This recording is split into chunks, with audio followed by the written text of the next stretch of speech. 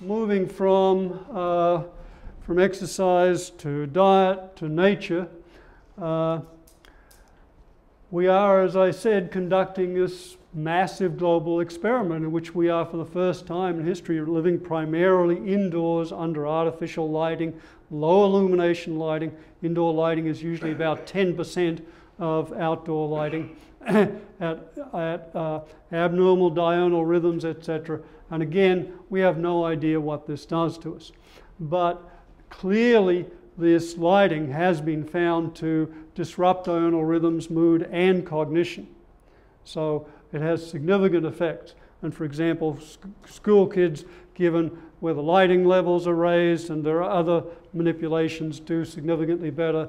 Alzheimer's patients do significantly better, etc., etc. So, and the claim is that we are now suffering from, quotes, nature deficit disorder.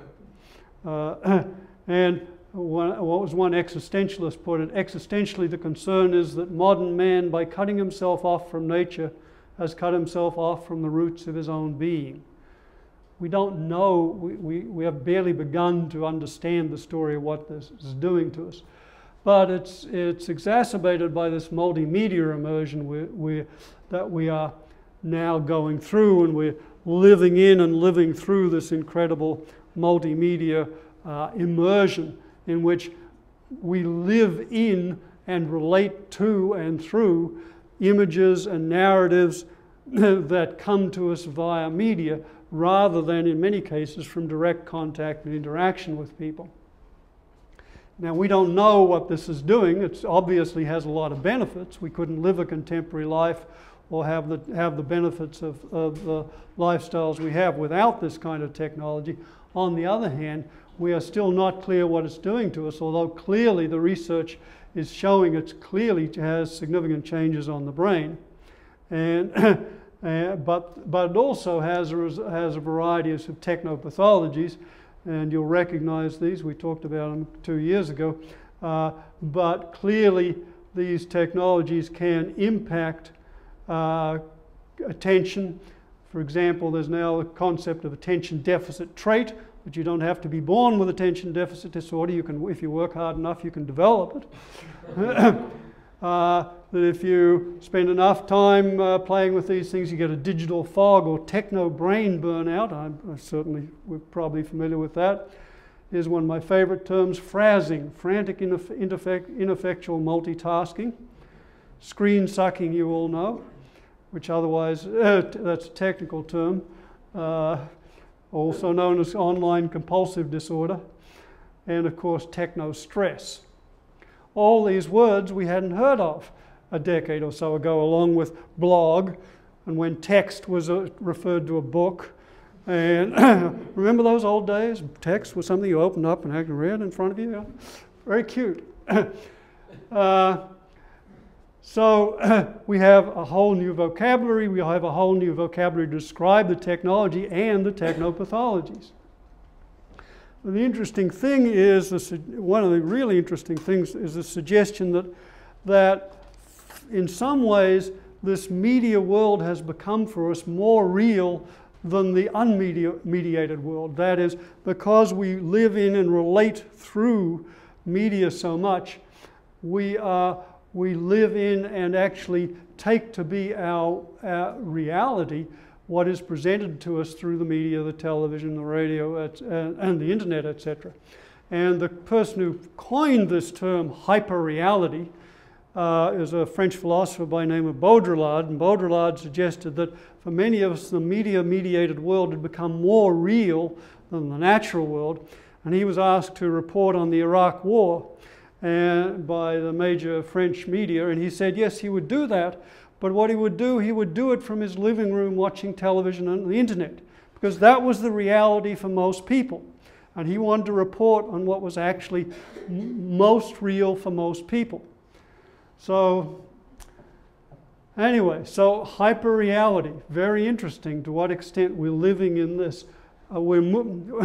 Maybe we're moving towards the philosopher's dilemma. There's a wonderful philosopher's dilemma that if you had a brain in a vat with electrically wired up so you could simulate a world, and could simulate a happy world, would that be an ethical thing to do? And the suggestion is that with hyperreality, with our extraordinary degree of multidimensional access and immersion, we are moving in that direction.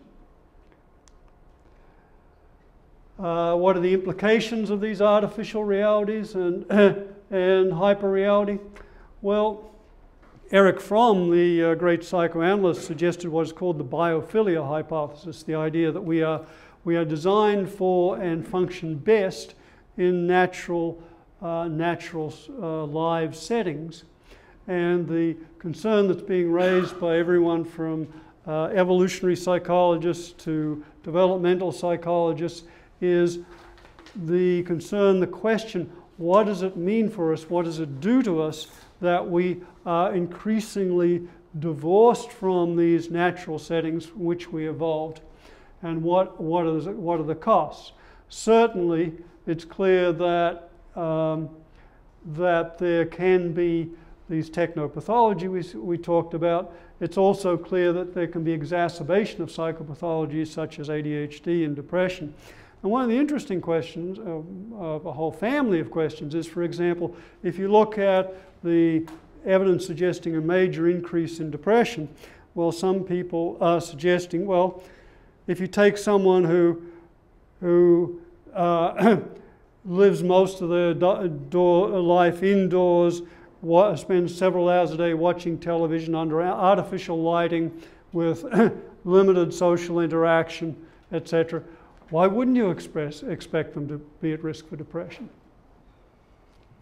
So certainly there's only a relatively small number of interventional studies to date, but certainly it seems that, for example, immersion in nature can be a useful adjunct for people with a variety of disorders and for kids with ADHD.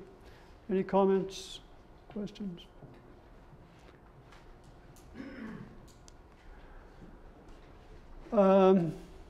Let's see. What are the benefits? Well, here are some of them. Enhanced well-being. Lots of studies showing that if you encourage people to spend time outdoors, they're going to feel better. Of course, these are contaminated studies because you have things like exercise and so forth mixing in here with time in nature. But basically, the bottom line is there's a growing number of studies showing that a variety of psychological symptoms and disorders can be ameliorated by time in nature, which is hardly surprising. Here's the conclusion of a recent review. They've imagined a therapy that had no known side effects, was readily available, and could improve your cognitive functioning at zero cost. Such a therapy has been known to philosophers, writers, and people alike, lay people alike. It's interacting with nature, and these effects have been recently documented. Now, one of the implications for us as mental health professionals is that if we look at the way things are going, clearly there's a dramatic increase in urbanization. In 1900, some 15% of the world's population lived in cities. By 2050, it's estimated to be way over 70%. The availability of nature is being reduced. We have an ecological crisis of unprecedented and growing proportions. Perhaps one of our roles as mental health practitioners is to encourage time in nature, but also to agitate for the preservation of nature, because it may not be just a matter of keeping the planet and ecology together. It may be a matter of our mental health as well.